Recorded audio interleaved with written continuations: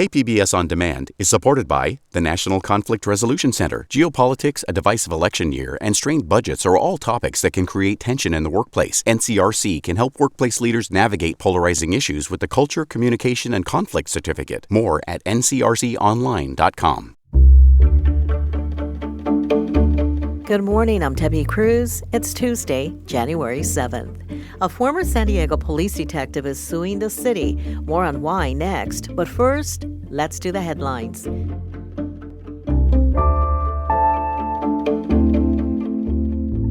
Peter Seidler's widow is suing two of her brothers-in-law to get control of the Padres. Sheila Seidler filed the suit in Texas on Monday. She accuses the brothers, Matthew and Robert, of fiduciary breaches of trust and fraud in their handling of Peter Seidler's estate. That entity controls the Padres. The Padres announced last month that another brother, John Seidler, would control the team. Major League Baseball owners have not yet approved that move. Sheila Seidler claims in the suit that her husband wanted her to control the team. The EPA said they will not be granting a Superfund designation in response to the San Diego-Tijuana sewage crisis. San Diego County Supervisor Tara Lawson-Remer and other local leaders requested the designation in October. The agency said sediment samples collected in 2018 and 2019 showed concentrations of contamination exceeding screening levels, but not exceeding the EPA's threshold for human health concerns. They cited that as a reason for not approving a preliminary assessment. Lawson-Remer told Midday Edition yesterday that she and other advocates are figuring out what they can do to push back. She said she'd like them to take more recent samples. I'd like the EPA to come out here and take soil samples and sample the water and sample the groundwater so they can tell us what the deal is.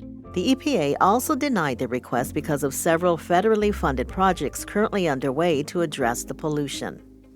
Moderate to strong Santa Ana winds are expected over the next few days. That and low humidity has led to a fire watch advisory for the county's mountains and valleys. It also caused SDG&E to take action. More than 64,000 customers have been notified that they could be without electricity as part of a public safety power shutoff. SDG&E says if the shutoff takes place, it could be between 4 p.m. today and Friday at 4 p.m. From KPBS, you're listening to San Diego News Now. Stay with me for more of the local news you need.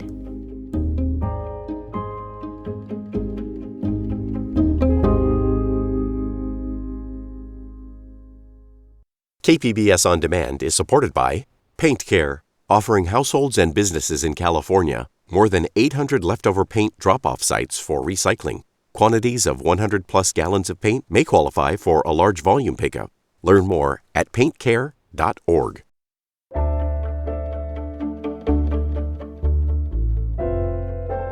A former San Diego police detective is suing the city. She says the police department covered up domestic violence by her husband, a sergeant. Reporter Katie Hyson looked into her claims. Allyson Ford worked for the San Diego Police Department for 17 years. In a lawsuit announced Monday, she calls it a boys' club, where women are punished for speaking out. The San Diego Police Department's culture of retaliation and cover-ups must end. SDPD, the city attorney's office, and her ex-husband declined to respond to the allegations. The suit details widespread sexual harassment and pressure not to report. It claims that culture enabled her then-husband, Sergeant Mitchell Ford, to abuse her. When she told him she wanted a divorce, it alleges he physically assaulted and threatened her.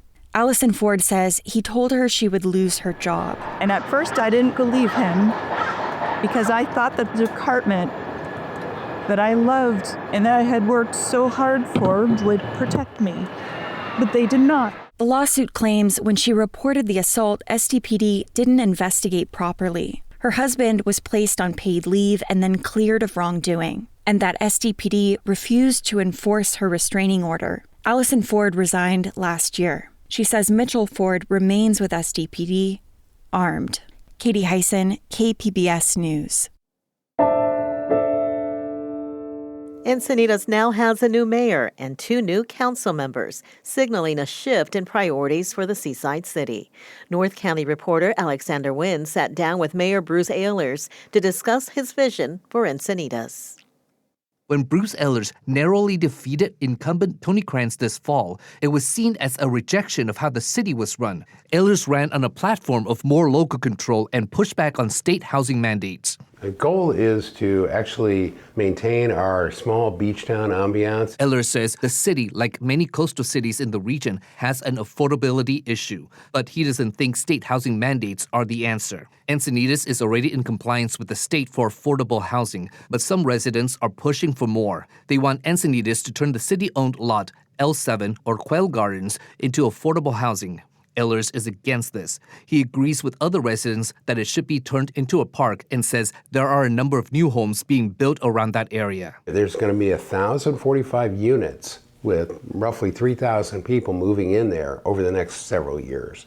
It was the absolute place where we need a park. He also wants to tackle the issue of homelessness, saying it's a regional issue that the county needs to step up on, especially by implementing care court to get drug users off the streets and into treatment centers. Alexander Nguyen, KPBS News. Pope Francis has named San Diego Bishop Robert McElroy as the next Archbishop of Washington, D.C. Reporter Katie Anasta says McElroy has been a vocal critic of Donald Trump's policies. McElroy celebrated the overturning of Roe v. Wade in 2022, calling it a great victory for the pro-life movement. But he's been a vocal opponent to other Trump administration policies, including calls for mass deportation. Mary Doak researches religion and politics at the University of San Diego. She says McElroy will challenge Catholics to focus not just on abortion, but also for the environment, for migrants, for refugees, for poor, for all of the various marginalized peoples, to recognize their human dignity. He will challenge Catholics nationwide, but he'll also, I think, in doing that, perhaps challenge the conscience of the nation a bit. A spokesperson for the Catholic Diocese of San Diego says priests will elect someone to lead the diocese until Pope Francis appoints a new bishop. Katie Anastas, KPBS News.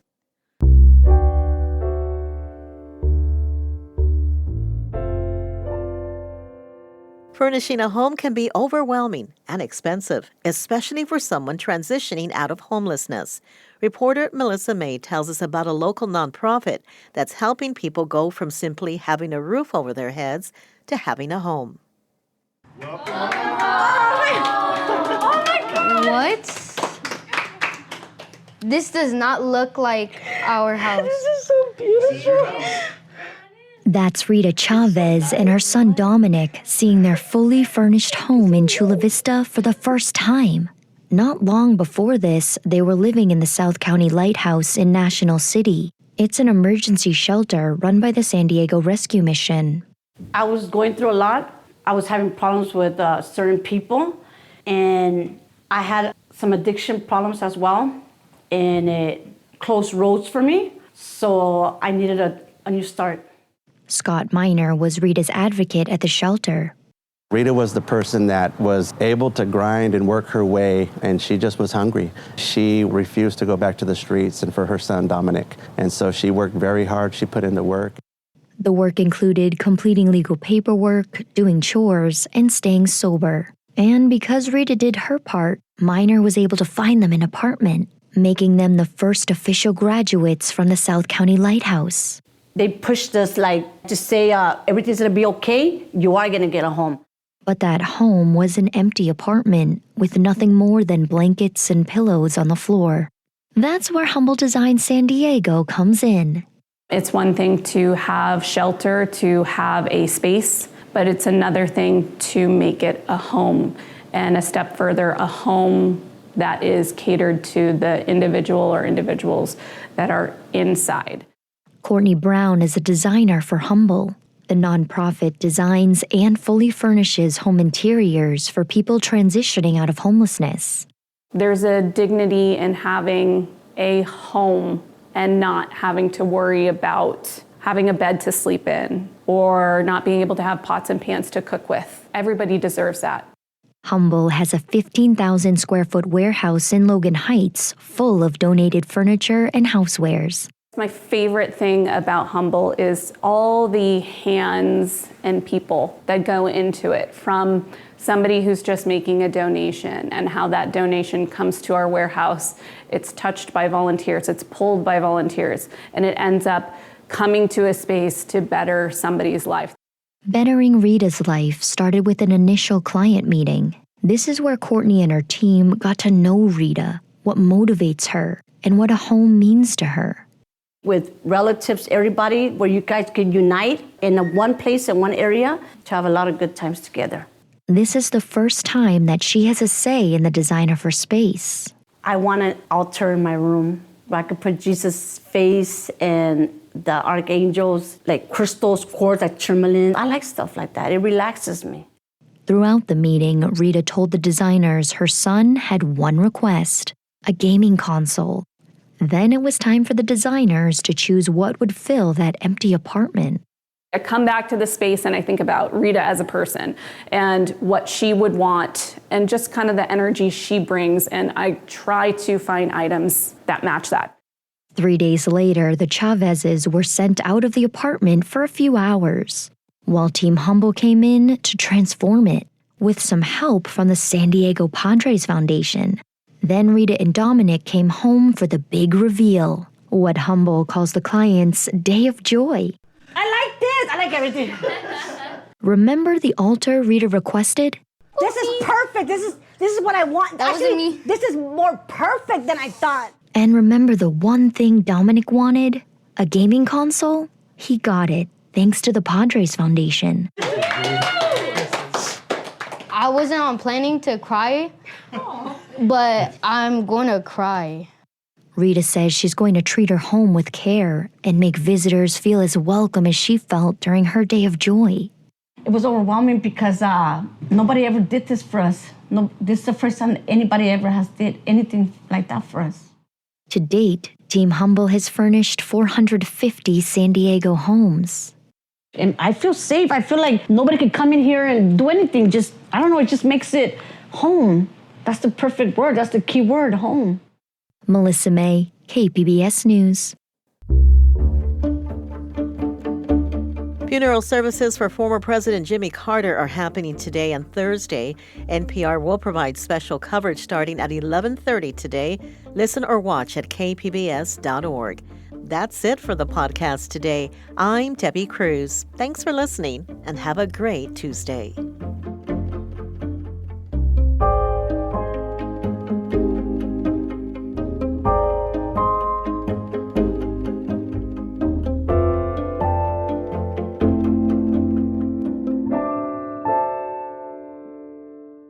KPBS On Demand is supported by Fleet Science Center's newest exhibit, Survival of the Slowest. See firsthand how nature's smallest, slowest, and weakest creatures can not only survive, but thrive in the wild. Open May 24th through September 1st. Learn more at fleetscience.org.